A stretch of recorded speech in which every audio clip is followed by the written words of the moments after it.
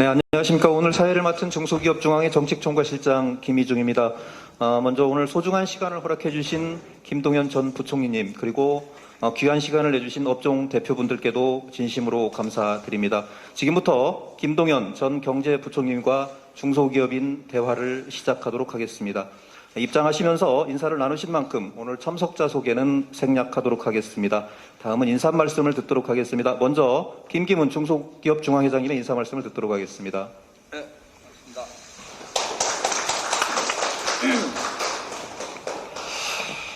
예, 오늘 김동연 전 부총리님께서 중소기업중앙회를 방문하셨습니다.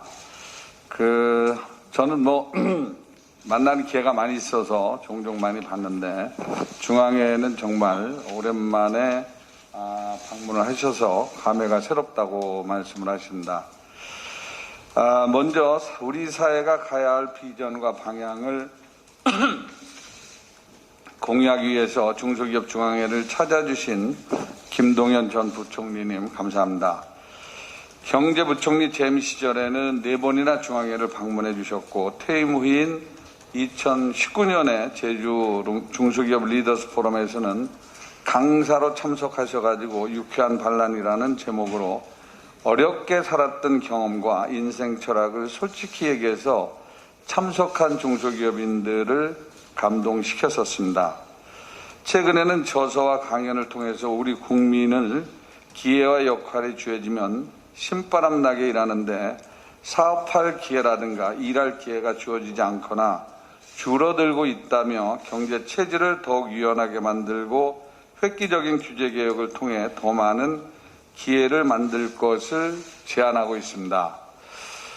대기업의 납품 단가 후려치기나 기술 탈취 등 불공정 거래와 강성 노조로 인해 가지고 발생하는 대중소기업 간 임금 격차가 중소기업의 일자리 미스매치와 양극화를 초래하면서 지속 가능한 성장을 저해야 한다고 진단을 했습니다.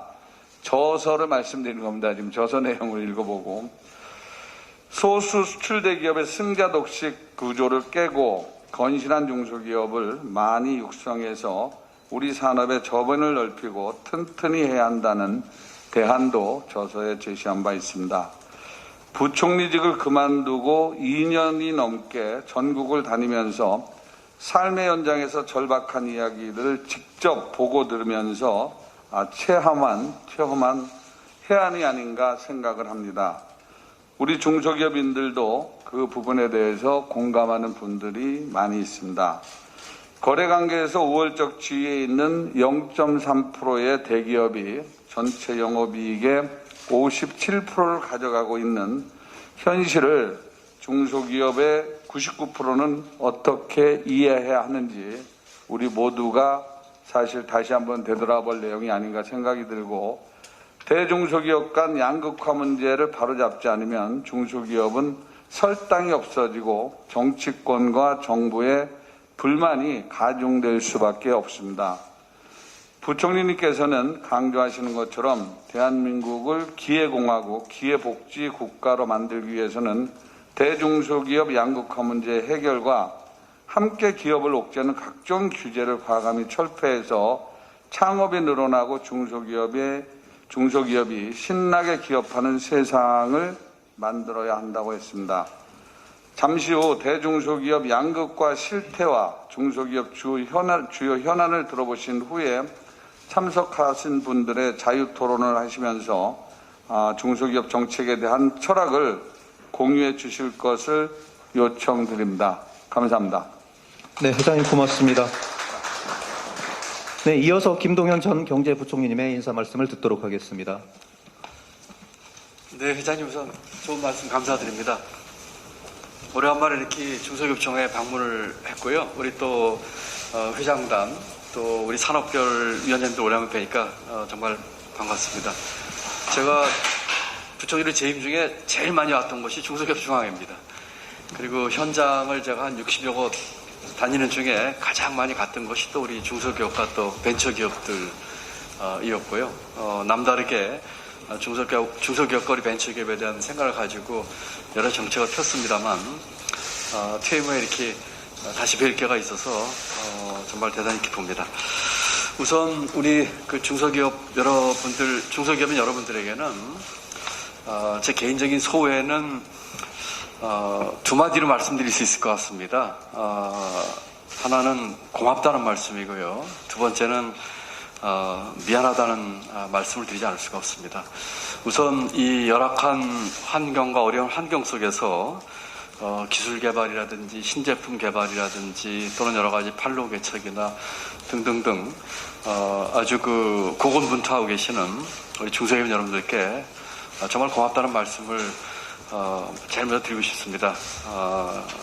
고용 창출 또 여러 가지 우리 새로운 제품과 또는 내수 또는 수출 시장 개척 등등에 있어서 우리 경제에 정말 중추 역할을 묵묵하게 또 힘든 여건 속에서도 이렇게 해오신 것에 대해서 경의를 표하고 또 정말 감사하다는 말씀을 드리지 않을 수가 없습니다. 두 번째는 그 미안하다는 말씀을 개인적으로 드립니다. 제가 벌써 지금 현직에서 남은 지 2년 8개월이 됐습니다만 그래도 경제정책을 총괄하는 그런 수장으로 있으면서 여러 가지 지금 중소기업이 겪고 있는 어려움이나 또는 이런 문제에 대해서 일말의 책임감을 제가 느끼지 않을 수가 없기 때문에 미안하다는 말씀을 드립니다. 기억하시겠지만 제가 4차례 중기 중하기를 방문을 하고 또 많은 중소기업 현장과 벤처기업 현장을 다니면서 여러 가지 우리 중소기업 현안 문제에 대해서 같이 노력을 하고 저도 많은 이해를 하려고 애를 쓰고 정말 노력을 했습니다. 어제 최저임금도 이제 결정이 됐습니다만 최저임금 문제나 근로시간 단축 문제나 또 여러 가지 세제 문제나 또 지금 회장님께서 강조하신 대기업과의 관계 문제에 있어서 많은 신경을 쓰고 애를 썼습니다만 어쨌거나 우리 중소기업과 또 기업인들이 겪고 있는 그런 어려움에 대해서 미안하다는 말씀을 함께 드리지 않을 수가 없습니다. 오늘은 제가 많은 말씀을 드리는 것보다 여러 가지 얘기를 좀 다양한 얘기를 좀 듣고 싶어서 왔습니다. 우리 김경훈 회장님하고는 가끔 뵈면서 지난번에 중소기업 현황에 대해서 제가 정말한 말씀을 들었고 또 8대 현안까지 이렇게 정리를 하셔가지고 제게 주식에 있어서 제가 공부를 많이 하려고 애를 썼습니다만 오늘은 우리 회장단 그리고 우리 산업별 위원장님들 정말한 말씀을 좀 있는 그대로 들었으면 하는 생각을 해봅니다. 회장님께서 제 책 말씀해 주셔서 감사하고요. 또 우리 수석 부회장님 중에 몇몇 분들은 제가 한 2년 전에 만든 비영리 사단법인 유쾌한법인에 또 회원까지 되주시는 그런 고마운 일이 있어서 감사 말씀 드리는데 그 책에서 저는 대한민국 금기 깨기를 주장했습니다. 우리 대한민국의 모든 분야에서 금기가 있는데 이 금기를 깨지 않으면 우리가 앞으로 나아갈 수가 없다 하는 얘기를 했습니다. 특히 이제 대표적으로 3가지 금기를 얘기했는데 그중 제일 먼저 강조한 게 추격 경제의 금기 깨기입니다. 이제까지 대한민국 경제는 추격 경제를 해왔습니다. 선진국 따라가기죠. 대한민국의 미래는 선진국의 현재라고 생각을 하고 따라왔는데 이제는 그와 같은 방식에 한계에 부딪혀서 이제는 새로운 길을 찾아야 할 때가 됐습니다.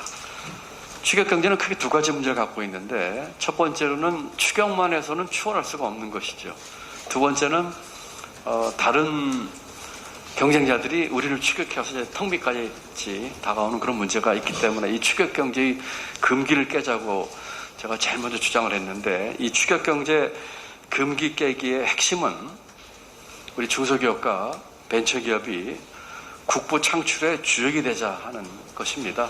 그래서 내내 그 추격 경제에서는 회장님께서 간단히 언급을 주셨지만 우리 중소기업과 벤처기업들이 우리 경제 또 우리 국부 창출의 주역이 되게끔 하도록 합시다. 그렇게 해서 남 따라가는 추격 경제가 아니라 이제는 우리가 우리가 이제까지 생각하지 못했던 질문들을 우리가 먼저 부딪히고 이제는 우리가 따라갈 선진국 모델이 없거든요 하는 주장을 강력하게 했습니다.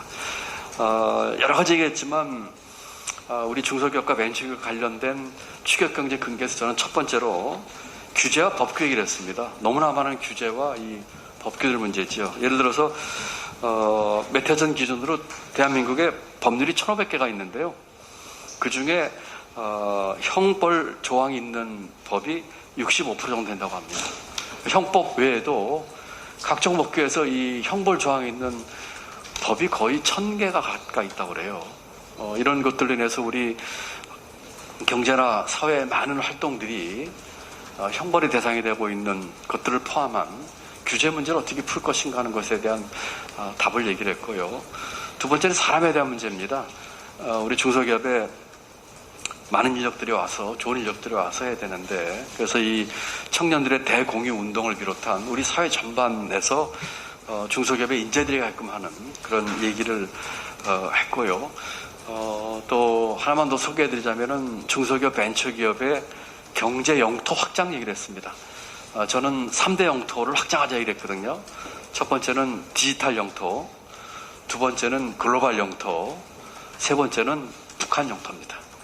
그래서 우리 중소기업 한로가 이 경제 영토 확장에서 이 디지털과 글로벌과 남북 문제에서 앞으로 있을 거라고 저는 믿으면서 추격 경제를 의 금기를 깨는 핵심에서 우리 중소기업과 벤처기업이 국부 창출과 우리 시장 또 경제 활동의 주역으로서 돼야지만 우리가 선진으로 갈 수 있다, 이런 말씀을 드렸습니다.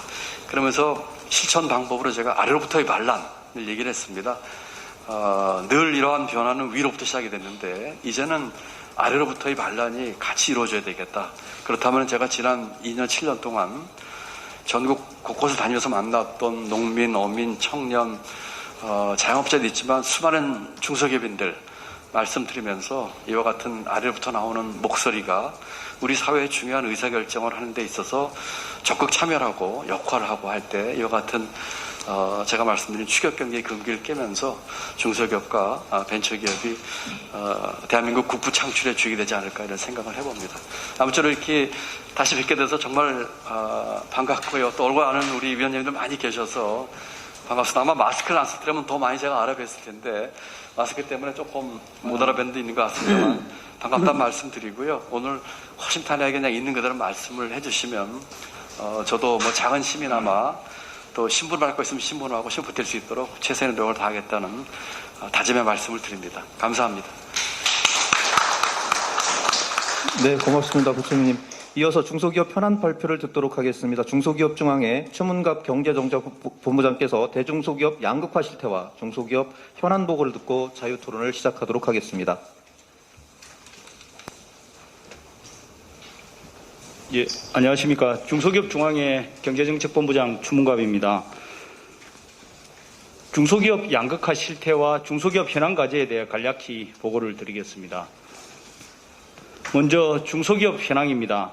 중소기업은 우리나라 전체 사업체 수 664만 4천 개 중 90.9%인 663만 9천 개를 차지하고 있고 전체 근로자 수 2,059만 명 중 83.1%인 1,710만 명이 근무하는 국민 경제의 근간이자 일자리 창출의 원천입니다.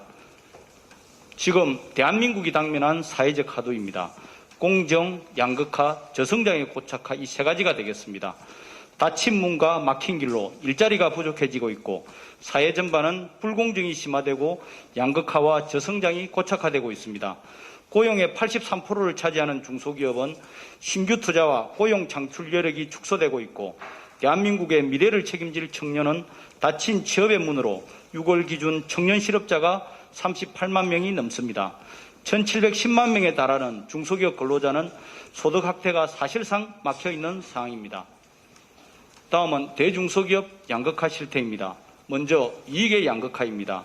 0.3%의 대기업이 우리나라 기업 총 영업이익의 57.3%를 차지하고 99%의 중소기업은 25%에 불과합니다. 이러한 이익의 양극화는 중소기업의 임금 지불 여력을 약화시켜 대기업 근로자의 월 평균 임금이 515만 원인 반면 중소기업 근로자는 245만 원으로 임금 격차가 무려 2.1배에 달합니다. 이러한 결과는 생산성과 R&D 투자 여력을 약화시켜 중소기업 1인당 노동 생산성은 대기업의 30%에 불과하고 중소기업 1인당 연구개발 투자는 대기업의 26.9%에 불과합니다. 결국 소수 대기업의 이익 독점은 중소기업의 영업이익을 감소시켜 임금 지불 여력 약화와 중소기업 근로자의 소득 감소, 생산 하락과 R&D 투자 여력을 약화시켜 중소기업은 21만 명의 인력 부족을 겪지만 청년 실업자는 38만 명이 넘는 일자리 미스매칭을 심화시켜 일자리 감소와 산업 전체의 경쟁력을 약화시키는 요인이 되고 있습니다. 코로나 이후 대중소기업 간 양극화 변화는 43.8%가 악화된 것으로 나타났습니다. 중소기업계에서 생각하는 양극화의 원인은 신경제 산불입니다. 중소기업 현장에서 가장 힘들어하는 경영 애로와 한국 경제 발전을 위해 반드시 해결해야 할 구조적 문제입니다. 거래의 불공정, 시장의 불균형, 제도의 불합리 세 가지가 되겠습니다. 먼저 거래의 불공정은 원하청기업 간 불공정 문제로 비중소기업의 성장이 지체되고 있는 것입니다. 시장의 불균형은 소수의 대기업이 시장을 장악하고 우월적 지위를 활용해 입점 중소기업과 소상공인에게 과도한 비용과 책임을 전가하는 것입니다. 마지막으로 제도의 불합리는 최저가격 중심의 조달체계로 중소기업이 정당한 이익을 실현하기 곤란한 구조가 되겠습니다. 다음은 시급히 개선해야 할 중소기업 8대 현안입니다. 첫 번째, 납품단가 제각받기입니다. 우리 경제는 중소제조업의 42.1%가 대기업에 납품하는 수급기업이고 수급기업의 납품 대기업 매출 의존도는 83.3%에 달합니다. 대기업의 부당한 납품단가 인하 관행이 여전하고 최근 원자재 가격이 급등하고 있지만 납품단가에 반영하지 못하고 있습니다. 부당한 납품단가 인하와 같은 불공정 문제 해결과 납품단가 원가 연동제 도입이 필요합니다. 두 번째는 한국형 PPP 도입입니다. 코로나19 장기화로 삐들내 버티는 중소기업과 소상공인이 많습니다. 경제위기가 발생하면 중소기업 대출 지원 방식을 고용 규모나 매출액, 업종 유지 등 일정 요건을 충족하는 경우 대출금을 탕감해주는 한국형 PPP 도입이 필요합니다. 세 번째는 최저임금 제도 개선입니다. 내년도 최저임금이 올해보다 5.1% 인상된 9,160원으로 결정되면서 영세 중소기업과 소상공인의 실망이 매우 큰 사항입니다. 최저임금 결정 시 업종과 규모별 차등화와 함께 최저임금 결정 기준에 기업의 지불 능력과 경제 상황, 고용에 미치는 영향 등을 반영할 수 있는 제도 개선이 필요합니다. 이미 8,590원이던 지난해 기준으로도 최저임금을 못 받는 근로자가 전체 근로자의 15.6%인 319만 명에 달하는 현실입니다. 네 번째는 획일적인 주 52시간제 개선입니다. 아무리 채용 공고를 내어도 내국 인력을 구할 수 없거나 업종 특성상 주 52시간제 준수가 불가능한 경우도 많습니다. 현재 30인 미만 영세기업에게만 내년 말까지 허용되는 주 8시간의 추가 연장 근로를 50인 미만으로 확대해 항구적으로 허용하고 일본처럼 노사가 합의할 경우 월과 연 단위의 추가 연장 근로가 가능하도록 제도를 개선해야 합니다. 다섯 번째는 공공조달 제도 개선입니다. 코로나19로 내수 침체가 장기화되면서 145조 원에 달하는 공공조달 시장에 대한 의존도가 커졌습니다. 하지만 최저가 낙찰 관행으로 조달 참여 중소기업이 정당한 이익을 실현하기 힘든 구조입니다. 조달 시장 납품 중소기업의 연평균 손해규모가 9.5조 원에 달한다는 연구 결과도 있습니다. 최저가 낙찰 유도 조항을 폐지하고 낙찰 환율 상향 조정과 예정 가격 산정 제도 개선이 필요합니다.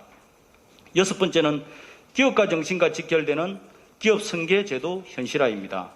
대표이사가 70대인 중소법인이 1만 개가 넘어 기업 승계가 중소기업의 시급한 현안이 되고 있습니다. 일본처럼 중소기업 승계지원법을 제정하고 신규 투자를 가로막는 요인으로 지적되고 있는 가업상속 공제 요건 중 업종 변경 제한을 폐지하고 비상속인 최대주주 지분율 요건 완화와 계획적 사전 증여 확대를 위해 100억 원인 가업승계 주식에 대한 증여세 과세 특례 한도를 가업상속 공제와 동일한 500억 원으로 확대할 필요가 있습니다. 일곱 번째는 온라인 플랫폼 공정화입니다. 지난해 전체 유통시장에서 온라인 유통시장 비중이 46.5%를 차지했고 올해는 50%를 초과할 것이 확실시되고 있습니다. 하지만 온라인 입점 중소기업의 21%는 과도한 입점 수수료와 광고비 요구와 같은 불공정 행위를 경험하고 있습니다. 온라인 플랫폼 중개거래 공정화법을 조속히 제정하고 수수료 상한제와 입점 사업자 단체 구성 및 협상권을 부여해 입점 중소기업과 소상공인의 부담이 완화될 수 있도록 해야 합니다. 마지막으로 기업인을 잠재적 범죄자로 만들 수 있는 중대재해처벌법의 보완입니다. 중소기업은 99%가 오너이자 대표인데 근로자의 부주의로 발생한 재해사고에도 사업주를 1년 이상 구속하는 하한 규정은 불안감만 증폭시키고 재해 발생 원인 분석과 재발 방지 대책 마련도 어렵게 할 수 있습니다. 재해가 발생하면 마지막까지 사고를 수습하고 사후 처리를 해야 할 대표자가 구속되면 중소기업은 문을 닫을 수밖에 없습니다. 징역 1년 이상인 사업주 처벌 규정을 완화하고 사업주가 지켜야 할 의무를 구체적으로 명시하고 면책 규정을 보완해야 합니다. 그리고 50인 이상 중소기업에 대하여는 최소 2년 이상의 법 적용 유예가 필요합니다. 이상으로 대중소기업 양극화 실태와 중소기업 현안 과제에 대해 간략히 보고드렸습니다. 감사합니다. 네, 고맙습니다. 이어서 김동연 부총리님과 자유토론 시간을 갖도록 하겠습니다. 오늘 토론 진행은 김기문 회장님께서 진행해 주시겠습니다. 예, 오늘 김동연 부총리님께서 모두 말씀에 고맙다, 미안하다 이렇게 말씀을 하셨는데 그 내용이 사실 우리 김동연 부총리님의 캐릭터가 아닌가. 사실 어려운 사람들에 대한 부분들 또 여러 가지 다 이해를 하면서 그걸 어떻게 해결하느냐가 중요한데 사실 아직 공식적으로 발표를 안 했습니다만은 언론을 통해서 보면 큰 뜻을 가지고 있고 나름대로 한번 그걸 하기 위해서 여러 의견을 청취하는 그런 상황에 경제단체 중에는 중소기업중앙회를 제일 먼저 오시지 않았나 이런 사항인데 그런 거 비슷한 겁니까 지금? 아무튼 잘 알겠습니다. 좀 전에 발표했던 대중소기업 양극화 문제하고 중소기업 현안 과제는 지금 우리가 내년 대선 과제로 지금 열심히 여러분들의 현장의 얘기를 들어가면서 지금 만들어가는 과정에서 나온 자료입니다. 그래서 이 부분들도 굉장히 중요한 내용일 것 같고요. 그래서 오늘은 토론을 여러분들이 질의응답 이런 부분들이 아니라 현 상황에 대해서 플로어에 있는 분들 중에서 현장을 다 책임지고 있는 업종별 이사장님이시니까 그런 분들의 의견을 한번 들어보시고 그 다음에 필요하면 중간에라도 말씀을 해주신다거나 어떤 게 좋겠다라든가 이런 쪽으로 해가지고 토론 형식으로 진행을 하도록 하겠습니다. 현재는 그런 내용의 그런 중소기업 현안을 지금 공부하러 오신 걸로 알고 있기 때문에 세 가지 분야로 한번 하도록 하겠습니다. 산업 육성, 노동 인력, 양극화 해소. 먼저 산업 육성에 있어가지고 우리 김치현 이사장님하고 김하만 가구연합 회장님 두 분이 먼저 한번 얘기를 해주시죠. 예. 우리 김하만 회장님 먼저 하세요 그럼. 예. 네, 반갑습니다. 제주 포럼에서 뵀을 때 뵙고 다시 뵈니까 좀 더 젊어지신 것 같아요. 우리는 상당히 많이 늙어지고 있는데 오늘 기회를 통해서 힘들고 어려운 역경 속에서도 아주 대한민국의 국민 한 사람으로서 최고의 길을 걸었다라는 강의 내용을 깊이 지금도 감명 깊게 들었던 기억이 납니다. 따라서 방문해 주신 중소기업의 인들에 대한 소리가 오늘 차곡차곡 잘 들으셔가지고 해주시기 바라면서 저희 가구업계는 원자재가 100%가 수입입니다. 저희가 선제에서 나오고 있는 나무가 없어요.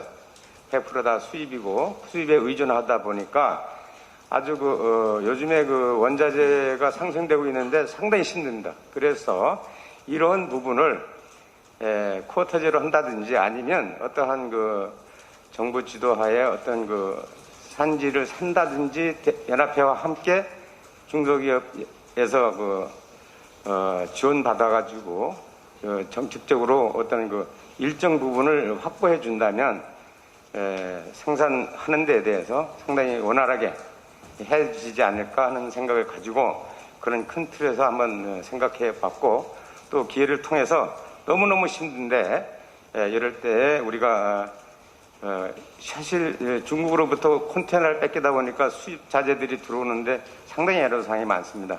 이런 것도 우리가 업계에서만 부담할 게 아니고 정책적으로 어떤 지원 방법이 있지 않을까 하는 생각이 들어서 기회를 통해서 말씀드렸습니다. 다시 한번 감사 말씀드리고요. 좋은 기회를 잘 활용할 수 있도록 해주시기 바랍니다. 감사합니다. 예, 예.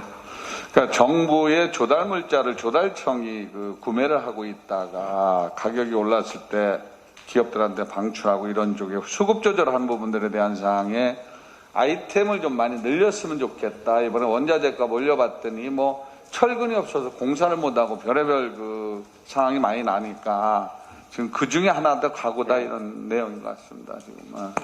맞습니다. 우리 그 기원장님 말씀에 제가 피부로 많이 느끼는 최근에 거시경제 동향 중에 하나가 수출이 좋다고 그래요.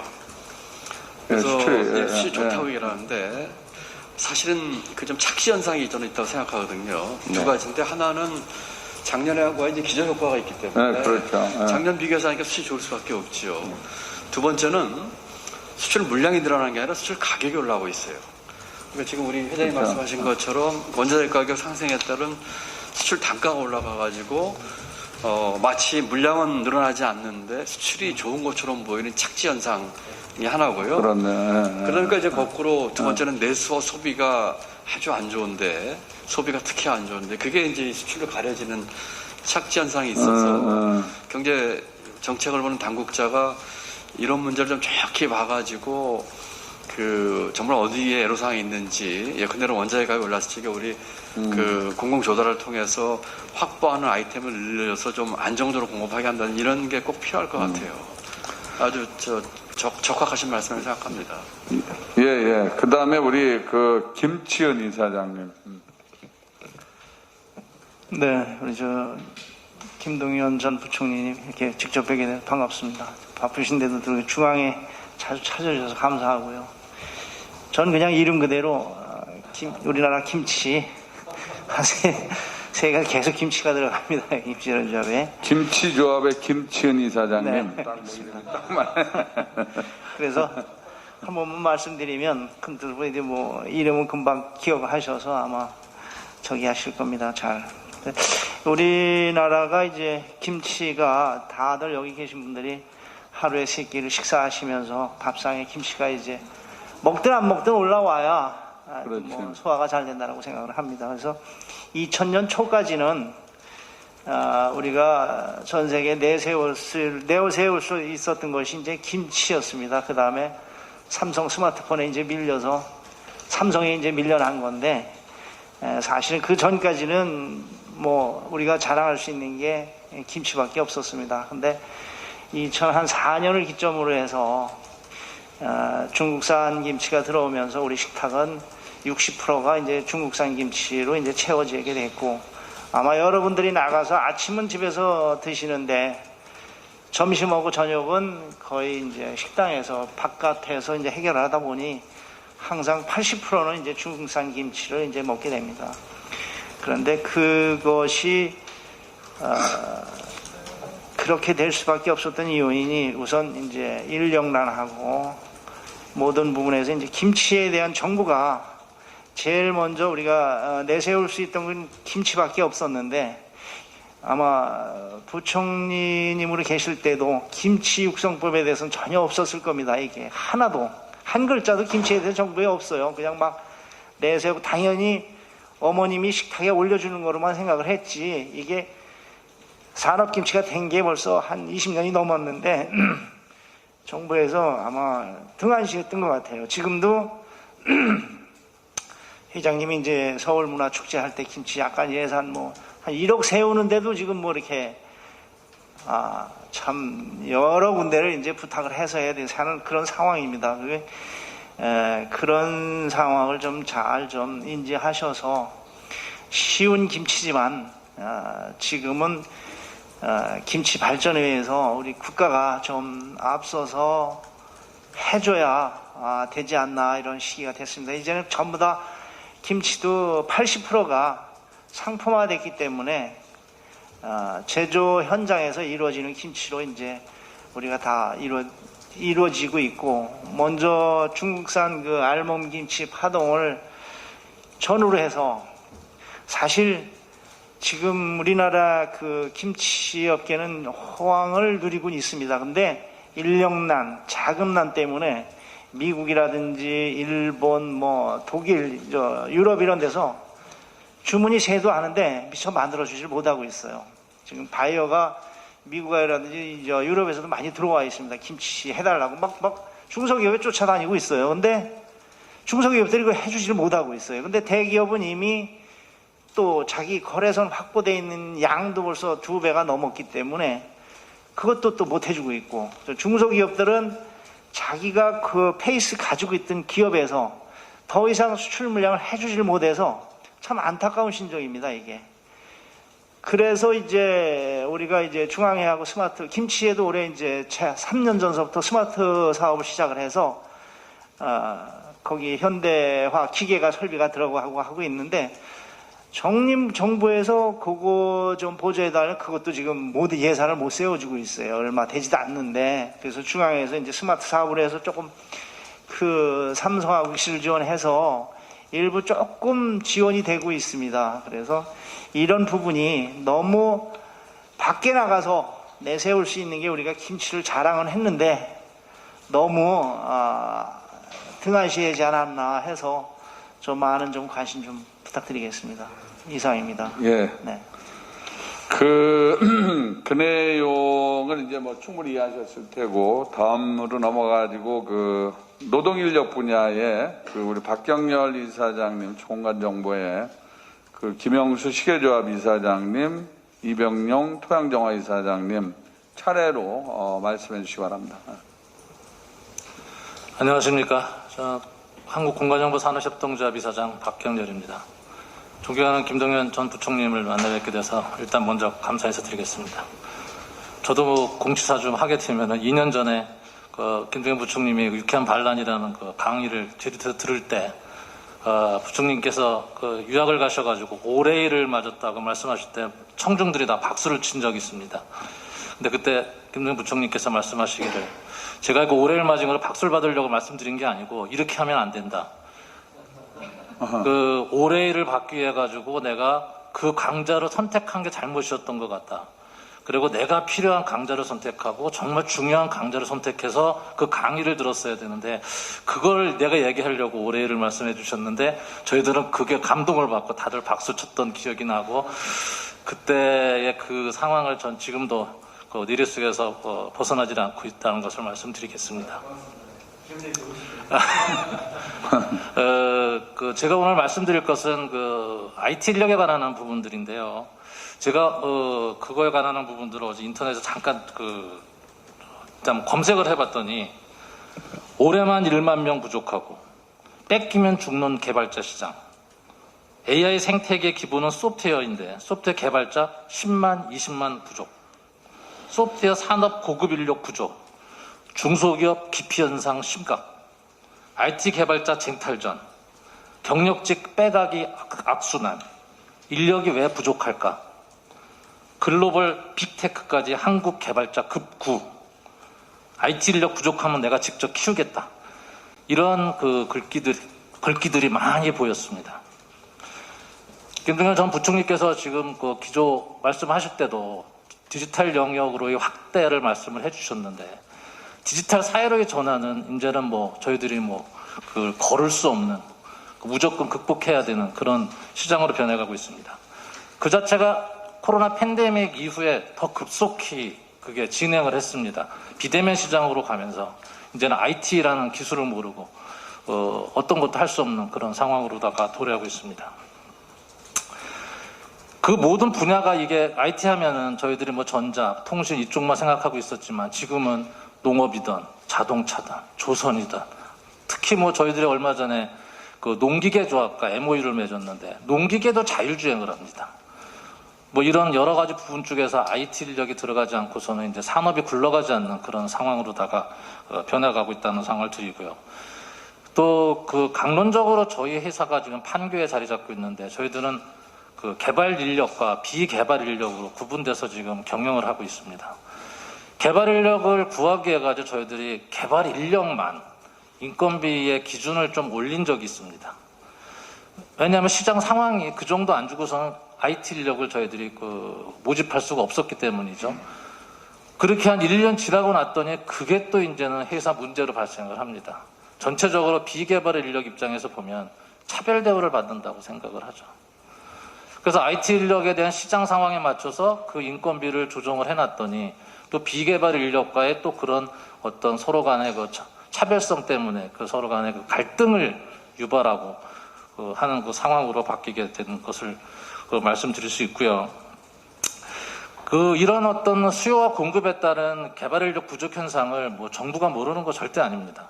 정부에서도 그 개발 인력을 양성하기 위해서 교육은 교육 나름대로 또는 뭐 지방자치단체는 지방자치 나름대로 정부기관은 정부기관대로 IT 인력을 양성하기 위한 뭐 많은 프로그램들이 있습니다.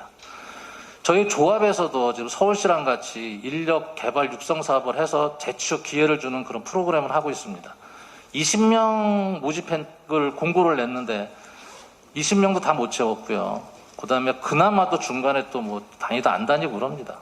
그러니까 IT 인력이라는 부분이 우리가 수요와 공급에 의해서 사실은 지금 부족 인력이라는 게 확실하지만 공급이 이제는 부족한 것을 저희 그 기업이나 특히 중소기업에서 계속 그걸 참아야만 하나 아니 기다려야만 하나 글로벌 시장으로 나가야 된다고 김동연 전 부총리도 말씀하셨고 뭐 디지털 시장으로 확대도 말씀하셨는데 뭐 강론적으로 보면 소프트웨어 인력이라는 것은 그 구현 기술이거든요. 구현 기술은 모든 각 분야에 다 필요하다는 것이거든요. 그래서 그런 인력 부족 현상을 어떻게 이걸 해결할 수 있을까가 고민스럽고 이거는 그냥 그 여담이지만 제가 이 논제로다가 뭐 존경하는 김종인 부총님한테 말씀드리면서 그 생각을 하나 해봤습니다. 강제적인 교육, 강제적인 어떤 그런 어떤 육성 이렇게 해서는 아마라도 빨리 그 어떤 그 인력을 확보하지 못할 것 같고 이 생각을 해봤는데 우리가 입시에 소프트웨어 개발 과목을 하나 그냥 선정을 하고 또 공무원 시험 과목에 그냥 필수 항목으로 그걸 하나 넣으면 어려서부터 꾸준하게 디지털로 변화하는데 적응을 하지 않을까 하는 생각이 들었습니다. 네, 마치도록 하겠습니다. 예. 그다음에 우리 김영수 시계접 이사장님. 예. 네, 안녕하십니까. 시계접 이사장 김영수입니다. 부총리로 계실 때는 한 세 번 정도 뵌 것 같은데 상당히 오래간만에 뵙게 돼서 반갑습니다. 또 개인적으로는 또 뭐 직접적이 아니면 선배님이시고 그러니까 만나서 되게 반갑다는 말씀을 드리겠습니다. 저는 간단하게 최저임금의 문제점에 대해서 좀 말씀을 드리고 싶습니다. 제가 최저임금 위원으로서 한 4년 정도 활동했고, 그다음에 16.4% 아마 김동연 전 부총리님이 첫 해일 것 같습니다. 그때 16.4%를 상당히 많이 충격적인 수치였습니다. 그때도 제가 최저임금 위원으로서 좀 큰 역할을 많이 못해서 미안한 마음을 갖고 있습니다. 그래서 이 최저임금의 문제점을 봤을 때는 내가 위원으로서 봤을 때는 합의가 없습니다. 지금까지 한 7번 정도 합의가 된 걸 알고 전부 다 극과 극으로 치닫는 서로 대결, 한쪽이 퇴장하고 뭐 이런 쪽이고 취지에 안 맞죠. 두 번째는 그러다 보니까 공익위원, 정부 쪽에서 임명된 공익위원들이 캐스팅 보드를 갖고 거의 안을 결정하는 이런 상태로 가고 있습니다. 그러니까 노사가 서로 간에 합의하는 이런 의미는 전혀 없다고 봅니다. 그래서 이렇게 지도하다 보니까 그 해에 정해지는 율이 객관성이 없습니다. 이게 누구도 합리적으로 생각했을 때 그게 그 율이 합당하다라고 인정되지 못하는 거예요. 그러니까 서로 간에 전부 다 노사가 다 불만을 갖고 있는 이런 상태가 지금 최저임금위원회의 현 상태입니다. 그래서 이런 문제점을 좀 개선해야 되고, 특히 최근에 와서는 소상공인 또 우리 중소기업인들 또한 근로자, 을과 을의 어떤 싸움, 전쟁 이런 식으로 비화되고, 아까 발표됐지만 미만율이 급격히 증가하고 있습니다. 이거는 최저임금의 기본적인 것이 망가졌다는 얘기죠. 그래서 이런 미만율 증가는 아마 좀 깊이 생각해야 될 문제가 아닌가라는 생각이 듭니다. 그래서 이 최저임금 결정 구조를 좀 변경할 필요가 있는데, 이런 것을 프로세스를 좀 개선할 필요가 있지 않겠냐는 생각을 듭니다. 그래서 그해의 경제 성장률이라든가 또는 소비자 물가 지수, 근로자의 구매 지수, 또한 가장 크게 우리가 지금 생각하고 있는 것이 기업의 지불 능력, 이런 것들을 감안한 예측 가능한 최저임금이 돼야 되지 않겠냐는 생각이 듭니다. 이런 시스템 전환을 꼭 필요로 한데, 또 우리 주님께서 또 큰 뜻을 갖고 계시니까 거기에 대한 좀 아이디어가 있으시면 좀 말씀해 주시면 고맙겠습니다. 감사합니다. 예, 우리 이병용 이사장님. 예, 부장님 반갑습니다. 제 유쾌한 반란 개인적으로 또 제가 공감하기, 어제 또 공주에 또 가셨다고 바쁘신데 또 오셔가지고, 저는 이 공주에 이제 본사가 있는 건설 관련 그 제조업 인력에 대해서 아까 디지털하고는 다 말씀하셨으니까 잠깐 좀 그 말씀을 드리겠습니다. 지금 제가 이 사업을 한 지 30년이고 주변에 선배 중소기업인들 다 하시는 말씀이, 처음 사업할 때보다 가면 갈수록 규제만 생깁니다. 그래서 비근한 예로 제 친구가 저기 제주도에서 용암수라고 그 지압 사업을 하는데, 그 실습생이 참 안전사고 문제로 이제 끼어가지고 이제 목숨을 잃었습니다. 굉장히 안타까운 일이죠. 근데 그 이후로부터 실습생을 안 보냅니다. 그래서 저희 공장에서도 실습생을 받으면 그 중에서는 생산 현장에 투입되기도 하는데 실습생이 아예 없습니다. 그래서 공고 그런 옛날로 말하면 공고죠. 그 졸업생 취업률이 형편없이 낮아졌습니다. 또 지금 대부분 이제 이 중소기업에서 외국인들을 많이 쓰는데, 지금 외국인들이 지금 들어오지를 못해가지고 외국인들 서로 뺏어가느라고 이제 정신이 없습니다. 그래서 외국인 인건비가 일당 8만원, 9만원, 10만원, 지금 12만원까지 올라가 있는 이제 그런 상황에서, 지금 그 건설 관련 쪽을 보자면 굉장히 분양가도 올라가고 호황 같은데, 지금 철근 값이 천정부지로 올라가는데, 그것도 현대제철에서 근로자 사망했다고 관련 없는 철근 라인을 세우니까, 지금 대기업이 공급받는 철근 단가하고 중소기업이 받는 철근 단가하고는 한 30% 차이 납니다. 유통해서 안 푸는 거죠. 없으니까. 그런데다가 또 이제 말씀하신 것처럼 이 외국인 인력 문제 이렇게 있으니까 경기는 좋아진 것 같은데 이익은 더 감소하는. 그래서 사실은 계속 이런 규제의 악순환들, 부총리님 더 잘 아시지만 근로자가 사망했다고 중대재해처벌법을 해가지고 올해 사업하신 선배님들 사업 안 하고 그냥 매각하고 그냥 물려주겠다고 합니다. 저도 처음 사업 시작할 때는 사실은 대기업 간 친구들이 부러웠지만, 한편으로는 김우중 회장이나처럼 열심히 해보겠다는 희망이 있었는데, 요새 젊은 친구들은 사업을 아무도 안 하려고 그럽니다. 아시다시피 전부 공시적으로 다 가 있습니다. 그 물기를 좀 정말 아까 표현한 것처럼 그래도 대기업에 한 8, 90%를 줄 수 있는 그런 여건을 마련해 줘야 되는데, 지금 대기업에 40몇 프로 주니까 중소기업에 취업한 거는 취직했다고 생각을 안 합니다.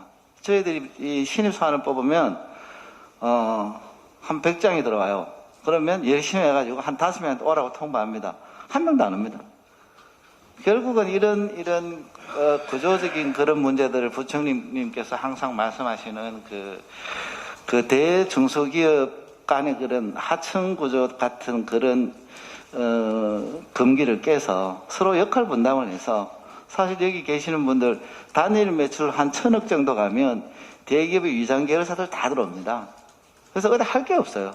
그래서 그런 부분을 우리 이제 부총리님 어떤 그런 잘 녹여내셔가지고 잘 알고 계시겠지만 건성 발전 뭐 하여튼 무운장구하시기를 기원합니다. 감사드립니다. 예. 이거 노동인력 분야는 우리 김동연 부총리님의 소신을 한번 얘기해 주시는 것도 좋을 것 같네요. 참고로 이병용 이사장하고 유수린 이사장님은 김동연 부총리님이 가지고 있는 자선단체의 유쾌한 반란의 회원이시더라고, 두 분이 다. 예. 참고로 얘기하는 겁니다. 예. 예, 감사합니다. 이병영 이사님하고 또 이수연 이사님은 또 저희 유쾌한 발언 회원까지 해주셔서 다시 한번 감사 말씀드리고요. 지금 이 세 분 말씀이 굉장히 중요한 말씀을 아주 농축해서 하신 것 같고, 아마 제가 현직에 있을 때나 지난 2년 7개월 동안 지방남에서 만났던 중소기업인, 소상공인, 벤처기업인들이 이구동성으로 하시는 말씀이에요. 인력 문제, 그 다음에 우리 아까 김 이사님 말씀하신 최저임금 문제, 그 다음에 우리 이 이사님 말씀하신 그런 대중소 하청관계나 또는 근로시간 문제, 뭐 이런 것들이 다 아주 핵심 문제인 것 같고, 이 문제들로 인해서 겪고 있는 중소기업의 애로와 고통이 특히 심하다는 걸 너무 잘 알고 있습니다. 제가 현직에 있을 때도 몇 번 와서 최저임금 인상에 대해서는 같이 격이 없이 토론을 한 적도 있었고요. 아시는 것처럼 최저임금의 급격한 인상에 제가 상당히 반대를 했었고, 결과적으로 지금 16.4%, 10.9% 올라오고 나서 그 이후에 2%대, 1%대를 올렸어요. 그리고 1.5% 올렸을 때는 이제까지 최저임금제도 생긴 이래 가장 낮은 인상률입니다. 애초에 주장했던 것처럼 최저임금 인상의 방향은 분명히 제시를 하되, 시기와 속도와 또 시장의 수용성, 기업의 지불 능력, 그 다음에 또 하나는 오늘은 그 얘기가 안 나왔습니다만, 이 최저임금 급격한 인상이 준 고용의 부정적인 영향이 큽니다. 결국 임금은 노동의 가격이거든요. 근데 그 가격이 올라감으로 따라서 생기는 노동 수요의 감소 문제를 여러 번 내부적으로도 경고를 하고 했습니다만, 결과적으로 첫 투에 아주 급격한 인상이 우리 중소기업인들이나 소상공인들에게 아주 굉장히 큰 압박으로 작용을 했을 겁니다. 또 하나는 이러한 정책의 방향이 시장과 기업인들에게 조금 잘못된 시그널을 준 면도 있습니다. 과연 시장 친화적이냐, 기업 친화적이냐 이런 측면에서도 그렇죠. 물론 이것은 근로시간 단축 문제나 다른 것하고도 관련돼서 굉장히 안타까운 일이 아닐 수 없습니다. 우리 김영수 이사님 말씀하신 것처럼 최저임금 인상과 관련된 의사결정 가버넌스를 바꿔야 됩니다. 일단 정확하게 말씀을 해주셨어요. 공익위원들과 이게 늘 파장돼서 결국은 파국을 맞고 결국은 어느 한쪽이 공익위원과 같이 하는 식으로 결정이 되는 이 의사결정 구조, 그 다음에 여러 가지 업종이나 규모에 따른 좀 신축적인 문제들, 이런 것들을 할 수 있는 제도 개선이 돼야 된다고 생각을 하고요. 근로시간 단축 문제나 이 대중소기업 하청 문제에서도 똑같습니다. 그런데 근로시간 단축 문제 같은 것도 신축적인 운영이 필요한데, 예를 들면 업종별로도 차이가 있는 것이죠. 근데 R&D 인력 같은 경우에 어떻게 일정한 시간만 일하고 딱 그칠 수가 없는 업종도 있고, 병원이라든지 또 업종에 따라서는 신축적인 그런 적용이 필요한 것이죠. 이런 정책을 함에 있어서 정부에서 분명한 방향을 제시하고 일관되게 추진하되 예측 가능하게 하고 충분한 적응할 수 있는 기간을 주고, 그러면서도 있을 수 있는 부작용들에 대해서는 보완책을 충분히 만들어야 됩니다. 정부가 임금이라고 하는 어떻게 보면 시장의 가격에 개입을 하는 것이 일부 불가피한 면이 없잖아 있긴 하지만 제가 말씀드린 그런 방향 하에서 점진적이고 예측 가능하고 보완책 만들어서 해야 되는 그런 것들이죠. 이번에 이와 같은 최저임금 문제나 근로자 난축 문제나 또는 인력 문제에 있어서는 지난 몇 년간 좀 반면교사 삼아서 분명하고 혁신적이고 무엇보다도 시장과 당사자들과 소통하면서 공감하는 그런 정책을 펴는 것이 중요하다고 생각을 합니다. 어쨌든 아까 제가 모두에 정말 감사하고 참 고맙고 또 한편으로 미안합니다고 말씀드린 것도 지금까지 하지 않은 것 같습니다. 이런 열악한 환경 속에서도 정말 열심히 해주시고 또 우리 이사님들 제가 대부분 이렇게 전에 뵙고 만났던 분들에서 말씀 듣고 보니까 정말 한두 번 들은 얘기가 아닌데 열악한 환경 속에서 이렇게 열심히 해주신 것에 감사한 마음 또 이런 정책적인 면에 있어서 비록 제가 재임 중에는 전부 제가 이렇게 다른 의견을 내고 사실은 바깥에서 보신 것보다 훨씬 강하게 부딪혔던 그런 이슈들이긴 합니다만 결과적으로 많은 어려움을 끼쳐드린 것에 대한 초기의 경제 수장으로서의 그런 미안함도 같이 한번 표하면서 앞으로 하여튼 이러한 것들을 개선하고 바꾸는데 같이 힘을 합쳐서 노력했으면 좋겠습니다. 예, 알겠습니다. 첫 번째 최저임금 16% 올랐을 때 국무회의에서 유일하게 김동연 부총리님은 강하게 반대를 한 걸로 그게 아마 회의록에서도 있고 본인도 말씀하신 것 같은데 그때 2년에 한 30% 29점 몇 프로가 올랐죠. 그리고 그다음에 이제 2.87% 1.5% 이제 금년에 5% 5.1%가 올랐는데 5.1%도 아까 우리 김영수 이사님 얘기했던 공익이 자기네들이 올린 것 같은 상황이 있어서 그런 부분들이 구조가 잘못돼서 그래서 우리가 중앙회에서 정말로 처음일 거야 이의 신청을 했습니다. 지금 부당하다 그런 상황인데 그랬더니 경총도 따라서 이의 신청을 했는데 그런 내용입니다. 그 다음에 거기 한 말씀만 추가하자면은 첫해 16.4%고 두 번째 10.9%가 올랐는데 제가 반대를 했습니다만 특히 두 번째 올랐을 적에는 국무회의에서 정부가 이의를 제기하자고 했어요. 취임에서 결정한 것에 대해서 지금 회장님이 이번에 하신 것처럼 이의를 제기할 수가 있거든요. 그래요? 제가 이의를 제기하자고 했습니다. 그러면서 이런 얘기를 했어요.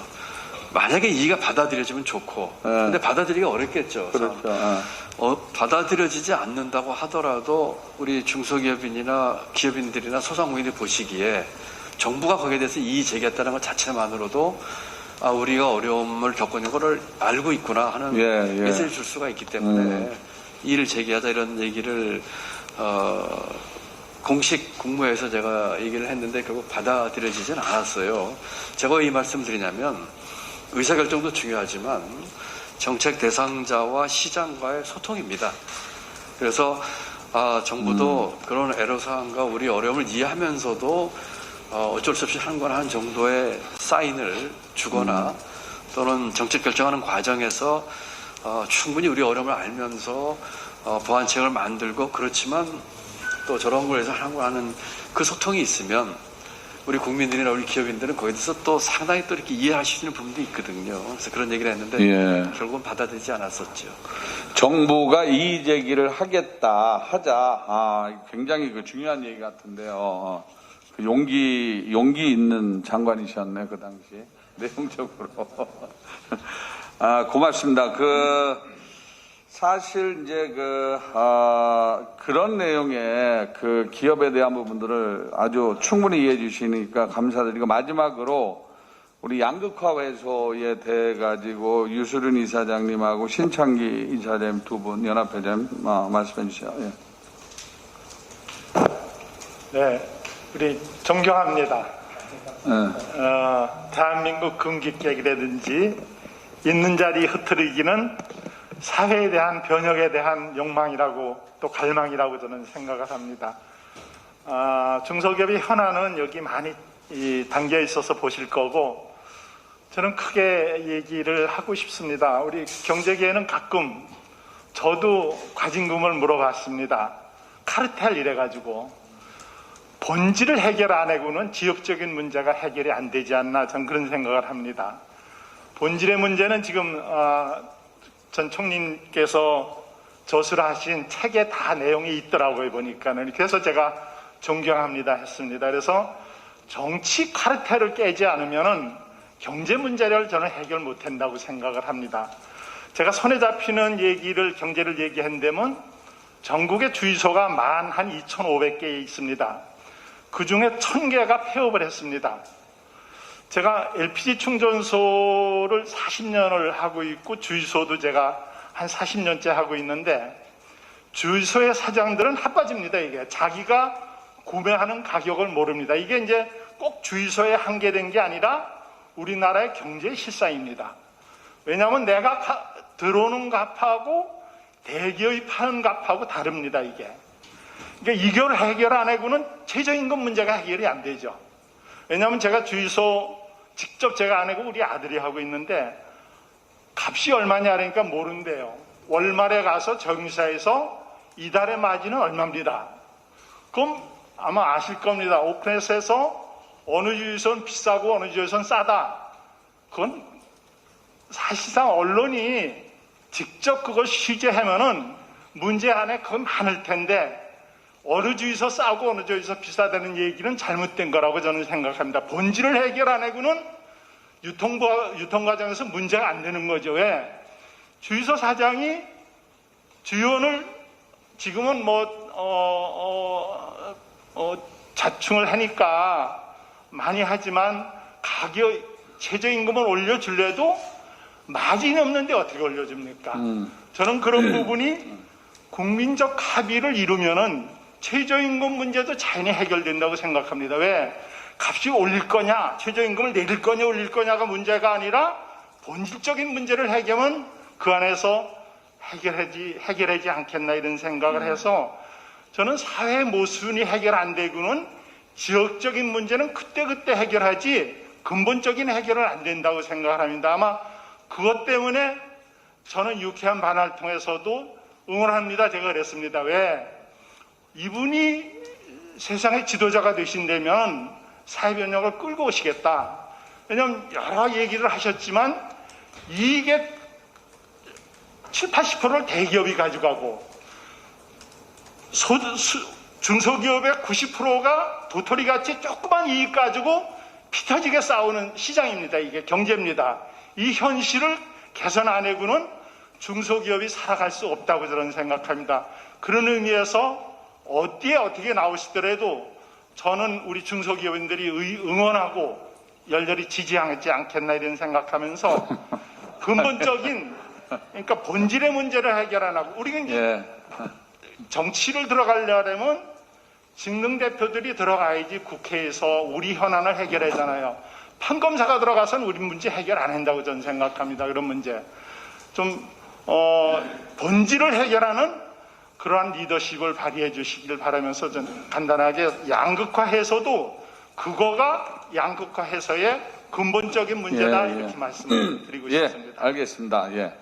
첫 번째 얘기하신 문제는 왜 그러냐면 석유화학 케미칼 쪽에서 원자재를 여기뿐이 아니라 플라스틱 같은 데에도 원자재를 줄 때 얼마라고 안 주고 월말에 그걸 단가를 준다는 게 말이 안 되거든요. 그 말씀이 주유소 쪽에 똑같은 얘기인데 이거는 정말 묵은 숙제입니다. 이 부분에 대한 사항들은 우리 여기 기자분들 참 많이 와 계신데 이 케미칼 쪽, 석유화학 쪽에 이 월말 정산해 가지고 가격을 주면 원자재 받아가지고 그 전에 생산해서 출하가를 해서 이미 팔았는데 원자재 값이 오르면은 보상할 방법이 없잖아요. 뭐 그런 내용 아닙니까 지금? 자, 마지막으로 신창기 산업용재 회장님. 안녕하십니까. 저는 사단법인 한국산업용재협회장 신창기입니다. 지난번 제주 포럼에서 감명 깊게 또 강의를 들었고요. 또 청계천에서 어릴 때 어렵게 이렇게 생활을 하셨다고 들었습니다. 그래서 중소기업이나 우리 소상공인들의 애로사항을 누구보다도 잘 아시리라 생각됩니다.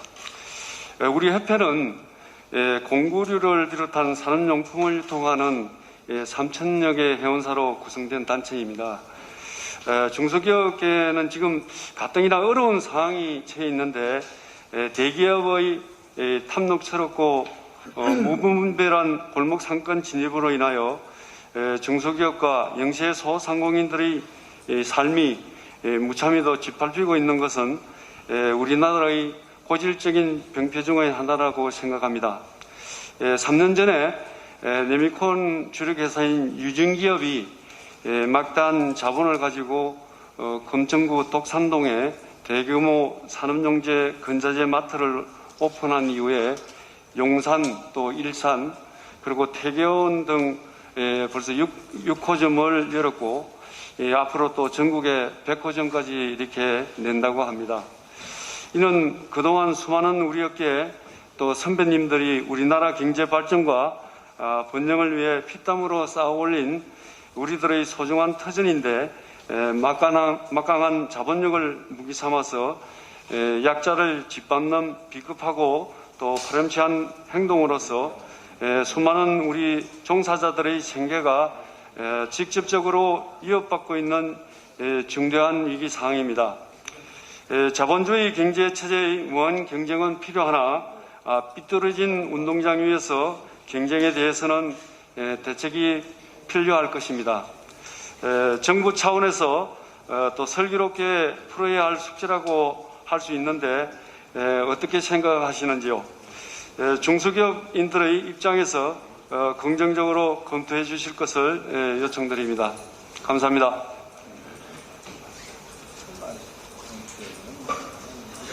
예.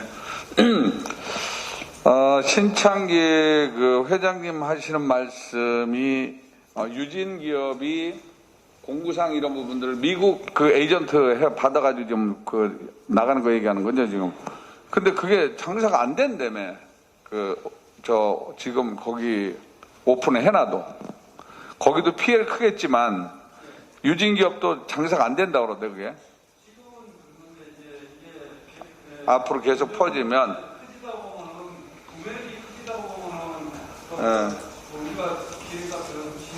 예, 알겠습니다. 그러니까 공구상 쪽에 이제 미국의 공구상 유명한 그 이름이 뭐더라? 그걸 이제 여기다가 유진그룹이 솔 에이전트를 따가지고 여기다가 오픈을 그런 식으로 하는 거죠. 근데 인테리어까지 뭐 한다고 그러는 것 같던데 그 부분들입니다.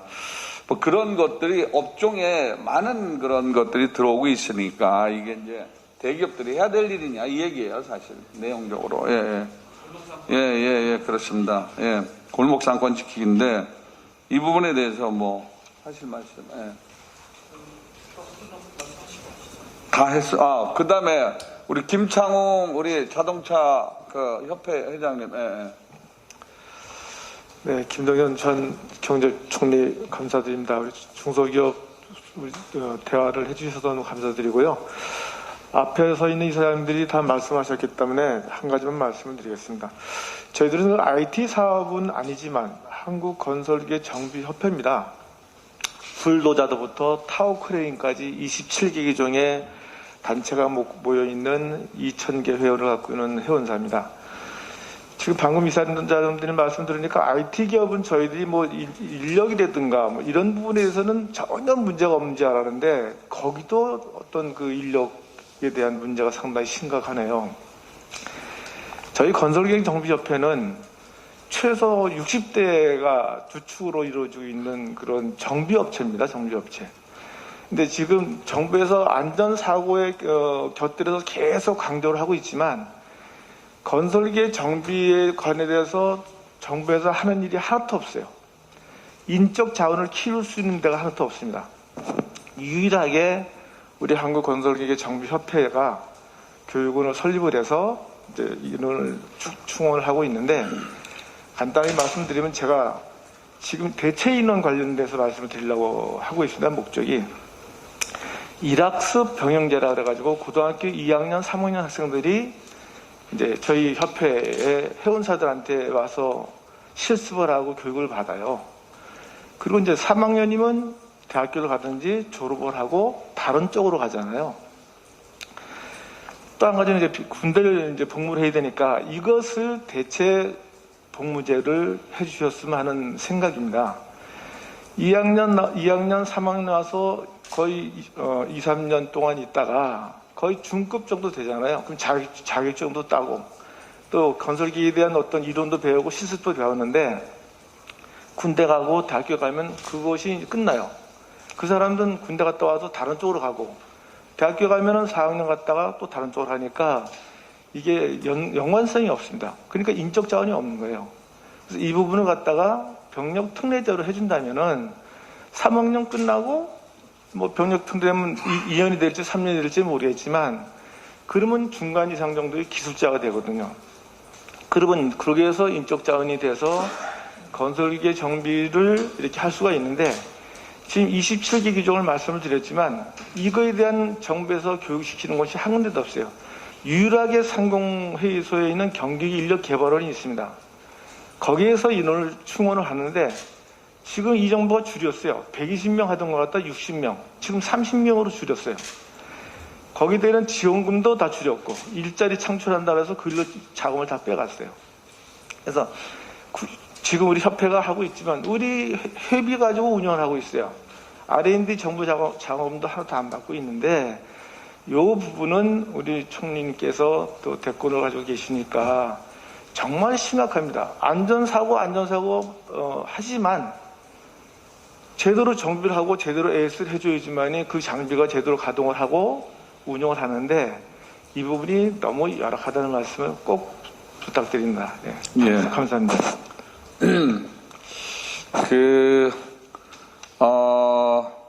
이제 여러분 건의가 끝났고요. 우리 마무리 김동연 부총리 말씀 듣기 전에 최근에 그 여야 대선 주자들이 중앙회에 많이 오고 있습니다. 행사를 하러 오기도 하고 우리 중소기업 의견을 듣기 위해서 오기도 하고 뭐 이미 그 이낙연 전 총리나 정세균 전 총리가 한 3번 정도씩 오셨고 그 다음에 앞으로도 다음 주 뭐 해가지고 여야 그 후보들이 계속 오고 있는데 그 중소기업 중앙회에서는 그분들이 오셔서 중소기업의 현실도 알려드리고 또 우리가 바라는 거에 대한 공약도 요구를 하고 뭐 계속 이렇게 하고 있는데 여러분들이 계속 그런 참여해 주시고 의견을 내주시기 바라고 우리 김동연 그 부총리님은 이제 출마 선언을 아직 안 하셔가지고 지금 이제 우리가 어떻게 지금 이렇게 명칭을 해야 되는지는 애매한데 우리하고는 굉장히 가까운 그런 그 경제계 쪽에서 지금 그 큰 꿈을 꾸고 계시니까 오늘 들었던 얘기에 대한 부분들을 잘 참고하시고 그래도 앞으로 어떻게 하시겠다라는 그런 소신으로 마무리를 한번 해주셨으면 좋겠습니다. 회장님 주문이 아주 어려운 주문을. 저는 뭐 지금 회장님 말씀하신 것처럼 뭐 다른 후보들이 오셔서 그 우리 회장단이나 우리 이사님들 만나서 청취하고 또는 그 공약으로 하고 뭐 이런 차원에서 왔다고 생각하지는 않습니다. 저는 아까도 말씀이 나왔습니다만은 경제 정책을 총괄하는 자리에 있던 사람으로서 우리 중소기업과 벤처기업의 중요성에 대해서 누구보다 인식을 많이 하고 있고 아까 말씀드린 것처럼 대한민국의 활로가 추격 경제의 금기를 깨는 것인데 그와 같은 금기를 깨는 주역이 우리 중소기업과 벤처기업이 돼야 되겠다. 그리고 우리 시장에서는 그런 역할을 하시게끔 최대한 그 장을 만들어드리고 정부에서는 그런 생태계를 조성해주고 하는 것에 대해서 지극히 많은 관심을 가지고 있습니다. 아마 아까 여러 이사님들 말씀 계셨지만 제가 재임 중에 4번 왔다든지 지난번 제주에서 강연하면서 쭉 하면서 적어도 중소기업과 이 벤처기업에 대한 뭐 그저 제가 이렇게 사진 찍으러 온 거 아니고 또 무슨 다른 목적이 있어 온 거 아니고 진정한 소통하고 싶었고 또 현장 얘기 듣고 싶었고 또 그렇게 저를 이해하시라고 저는 다 믿습니다. 경제 정책은 몇 달 공부해서 나오는 게 아닙니다. 경제 정책은 외주를 줄 수도 없는 겁니다. 경제 정책은 시장에 대한 깊은 이해와 많은 고민과 또 경제 주체와의 끊임없는 소통을 통해서 얻게 되는 내공이자 철학이죠. 그런 철학이 없이 경제 정책에 대해서 마치 그 경제 정책은 그 나무와 같다고 생각할 수가 있거든요. 좋은 나무는 갖다 심어서 이식할 수도 있죠. 그렇지만 정말 그 나무에 제대로 자라는 핵심은 뿌리에 있습니다. 보이지 않는 뿌리에 있죠. 그렇다면 경제정책을 펴는 데 있어서 어떤 철학과 가치 그리고 그것이 실제의 현실과 시장과의 소통을 통해서 나오는 현실적인 정책은 어떻게 할 것이냐는 깊은 그 이해와 고민이 없이는 나올 수 없는 것들이죠. 지난 몇 년 동안 뭐 제가 정부를 떠난 뒤도 그렇고 제가 정부에 있을 때도 그렇습니다만은 이와 같은 것은 시장과 기업과의 소통이 대단히 중요합니다. 오늘 하시는 말씀 하나하나가 보면 굉장히 마이크로하게 들릴지 몰라도 그 산업에서는 그 생명의 핵심인 것들이거든요. 이런 것들에 대해서 정말 깊은 이해를 가지고 그렇지만 경제 전체 판을 보면서 이런 것에 대한 그 중심 있는 정책을 밀고 나가는 것이 중요한데 그러면서도 끊임없는 소통과 공감을 하지 않으면은 정책은 성공할 수가 없습니다. 아무리 좋은 정책도 선의만 가지고 할 수는 없는 것이거든요. 많은 분들이 요새 경제 얘기를 합니다. 어떻게 생각하십니까? 지금 앞으로 가장 중요한 게 경제 문제거든요. 코로나 이후 경제는 어떻게 될까요? 이런 문제에 있어서 정말 그 아젠다가 됐으면 좋겠어요. 지금 많은 국민들 힘들어하고 여기 계신 우리 중소기업 그 대표분들처럼 힘들어하는데 진작에 경제 얘기 많이 나오고 있지 않은 것 같아요. 그리고 앞으로 해법에 대한 얘기도 많이 나오고 있는 것 같지 않습니다. 아까 말씀드린 것처럼 경제는 외주를 해결할 수도 없는 문제고요. 깊은 철학의 바탕을 둔 경제 철학이 있어야 되겠죠. 바탕을 둔 시장과의 소통과 아주 거시적인 관점에서 보는 통찰력 하에서 나온 현실적인 정책 그리고 그 정책이 시장과 경제 주체의 소통을 통해서 이루어질 적이 할 수 있는 거라고 저는 생각을 합니다. 오늘 정말 좋은 말씀 많이 들었고 또 아까 우리 그 본부장께서 그 발표하신 8개 현안 중에서 조금 빠진 것들도 있어서 제가 유념하고 있습니다. 예를 들어서 최저가 그 공공조달 입찰제라든지 또 제가 늘 관심 갖고 있는 게 이 가업 승계 문제입니다. 이 가업 승계 문제에 대해서 제가 굉장히 많은 얘기를 시장에서 듣고 있거든요. 지금 1세대 창업한 기업주들이 이제는 이 승계 문제에 관심을 갖는 시기가 됐는데 이 문제를 어떻게 할 것인지 또 이 문제는 제가 그 현직에 있을 때도 굉장히 관심 가지고 취재를 많이 했던 일이거든요. 심지어 많은 분들이 이런 문제 때문에 비즈니스를 포기하거나 또는 뭐 다른 뭐 해외 나가겠다는 분들도 계시거나 보면서 마음이 아팠는데 이런 문제들 그다음에 아까 그 말씀이 있었나 그 원자재 가격 인상에 따른 그 납품 대금 문제들 이런 것들에 대해서 발표하신 그 8대 현안 문제에 대해서 깊이 유념을 하고 있습니다. 앞으로 하여튼 어떤 계제에 어떤 일로 정책에 다시 인발부될지 모르겠습니다만 힘을 다해서 계속해서 소통하고 듣고 또 이런 애로사항을 해결함으로써 아까 말씀드린 것처럼 경제와 국부 창출의 주역이 우리 중소기업과 벤처기업이 되도록 하는데 제가 오늘 힘을 쓰겠다는 그런 말씀을 드립니다. 짧은 시간이었지만 좋은 말씀 주셔서 감사합니다. 감사합니다.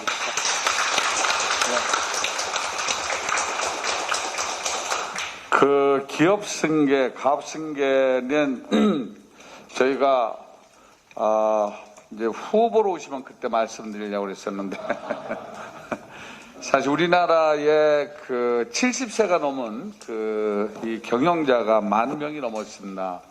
예, 그 지금 55세부터 63세까지 베이비 부머가 이제 노인이 되기 시작하는데 매년 100만 명씩 노인이 늘어나고 있어요. 거기에 이제 경영자도 있기 때문에 엄청나게 70세 이상 넘은 사람들이 많아지는데 결론적으로 그게 이제 우리나라 중소기업과 산업을 지키는 방법이거든요. 가압승계가. 그래서 그것도 열심히 지금 우리가 잘 준비를 하고 있고 그거에 대한 대안도 많이 있는데 그건 또 그렇게 하겠습니다. 다음에 한번 꼭 제가 듣고 싶습니다. 그렇게 하겠습니다. 아무튼 오늘 귀하신 시간 내주신 우리 김동연 부총님께 다시 감사드리고 역시 우리한테 맞는 정말 우리를 깊이 생각하는 그런 말씀을 해주신 것 같습니다. 다시 한번 고맙다는 박수 한번 쳐주시기 바랍니다. 네, 이상으로 오늘 김동연 전 경제부총님과 중소기업인 대화를 모두 마치도록 하겠습니다. 참석해 주신 분들께 감사드립니다. 잠깐.